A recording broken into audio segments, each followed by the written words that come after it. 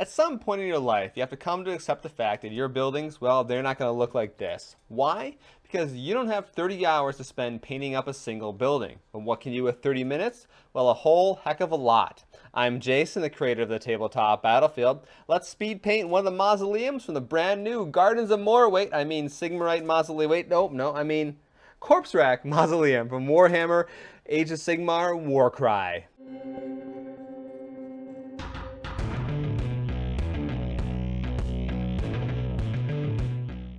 So in a moment here, I'm going to be spending 30 minutes painting up one of these buildings as fast and as well as halfway as decent as I can.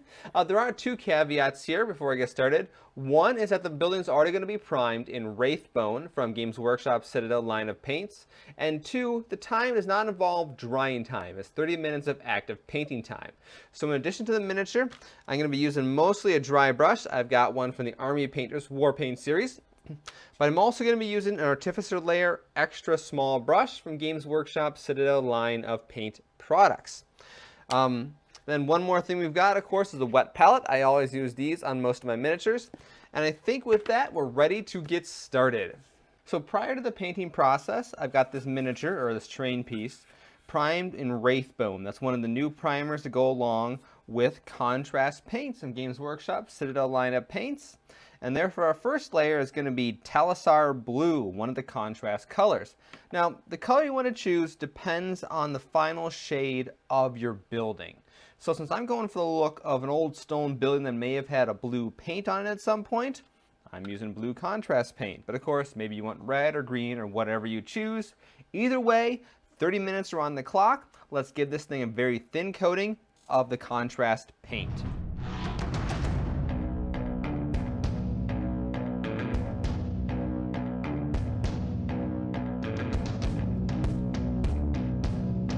And pause.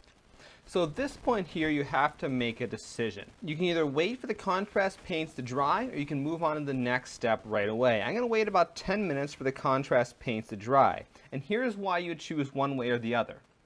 If you go ahead and start working on the miniature right now, what's going to happen is you're going to get less of a gray look and more of a shaded look of whatever your contrast color paint happens to be. Therefore, your building is going to look a little bit newer, a little bit less rustic. Which if that's what you want to go with, awesome.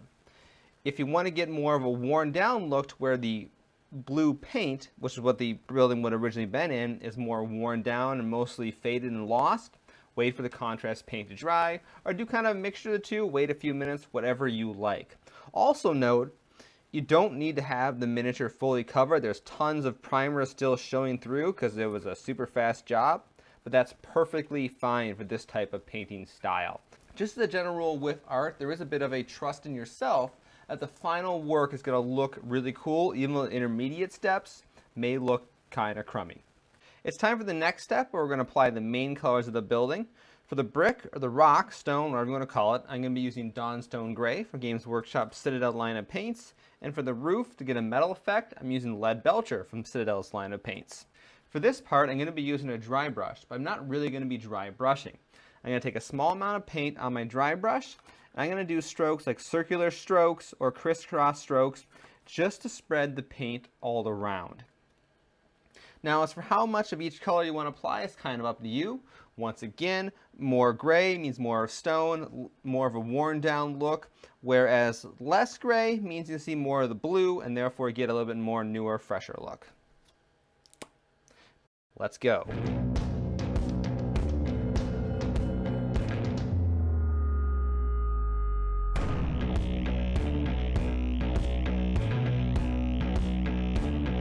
And pause. You're starting to see now mixtures of gray and blue all over the terrain piece. And even though I waited about 10 minutes, there was still some of the contrast paint that was not dry. And inevitably it mixed with my gray paint and kind of tinted things up a little bit. So what I'm going to do at this point is wait about 5 minutes, and I'm going to do one more dry brushing of the Dawnstone Gray. Now that the paint has dried for a few minutes, I'm going to apply an actual layer of dry brushing of the Dawnstone Gray. Got about 20 minutes left. Let's go.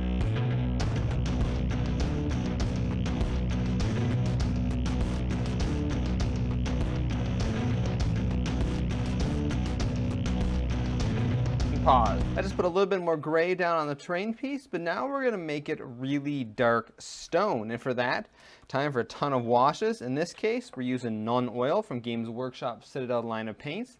This is the non-gloss version, it's very important.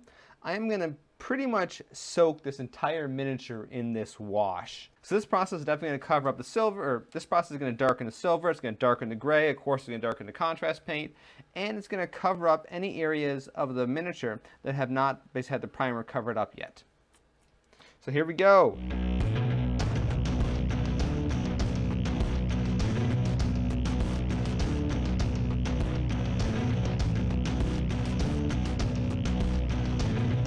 Then pause. So we're about halfway through, and we've got to let it dry for a few more minutes. So if you haven't figured it out by now, this actually would be a good kind of thing to paint up the 5 or 6 mausoleums all at once. I guess there are 6 in this version of the set. That way you can kind of go from all the shading at one time, and then as they're dry, you can go back around and do the next step. But I'm going to let it go for 5 minutes and continue on from there. So the non-oil wash is drying pretty good. I'm going to move on to working on the details. So I'm bringing out some Greedy Gold from the Army Painter's War Paint series for the gold color. And I'm going to be using my Artificer Layer extra small brush for this process. I'm just going to pick out what I think are the interesting icons and paint them gold. This is a fairly time-consuming step. If you're trying to reduce your painting time, just limit how many things you're painting gold. And ready, get set, go. You know what would be perfect with them? Once again, it's a worn out mausoleum building, so just paint things up really, really quickly. And pause. And we got some quick gold highlights on there to sell the fact that maybe there was some gold, or more likely cheap painted gold things on the structure. Because, you know, they're kind of wearing off too. You can see the stone underneath, but that's all right. Once again, we're selling the fact that it's an old structure. The last few steps we're going to do involve making things rusty. So we want to make the metal roofs be rusting as well as the gates be rusting, and that's a 2-step process, both involving dry brushing. The first is dry brushing a brown color, like for example I'm going to be using oak brown from the Army Painter's War Paint series. Ready, get set, and go.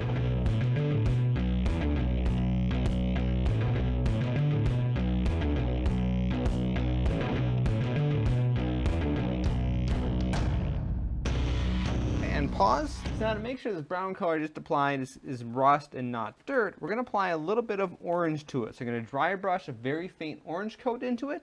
This will mix with the brown color and sell the whole fact that it is rust and not like mud or dirt or something like that.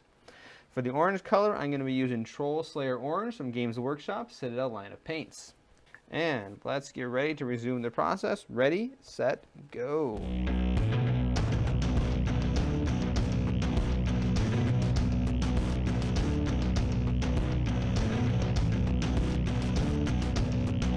Pause. Things are looking pretty good at this point. I'm fairly happy with how things are shaping up. The last step is to apply one more wash. For this layer, I'm bringing out my trusty Seraphim Sepia, and I'm going to apply this to the rust areas as well as all the gold areas, just to kind of tone down the luster a little bit and make it look like they're corroded, worn down, or who knows what happened to them, just to kind of sell the fact that once again this is an old building. And this time around I'm going to jump back to my Artificer Layer extra small brush, which I'm sure you guys can read upside down. Not much time left, let's finish this up and go.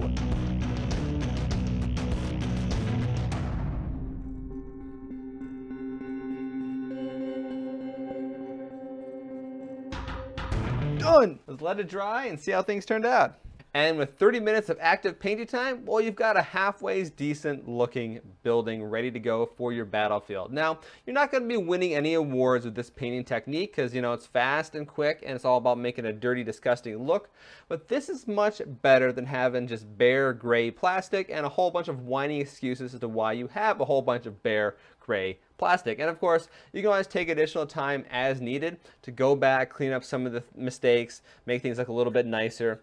And when you do go through and apply flocking and other types of terrain material to your set, you can use that to cover up some of your really egregious mistakes if you do notice a few things, especially with this set where the box kind of recommends a snowy theme. You can find some of these areas here where maybe you missed putting in some gray down. Just put a little bit of snow right there and it's going to look great. So with that out of the way, thank you guys all for watching. Once again, I'm Jason, the creator of the Tabletop Battlefield. If you like speed painting videos and want me to try this again with other terrain pieces, miniatures, etc., go ahead and hit that like button, leave a comment, subscribe, find that little bell button wherever it may be. And until next week, have a great week.